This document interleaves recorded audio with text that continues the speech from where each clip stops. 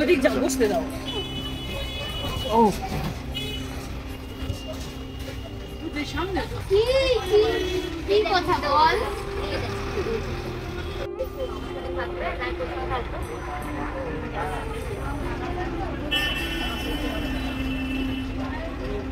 দেখছিস ওইগুলো টিকা দিল।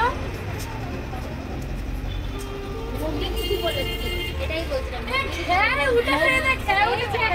ও আর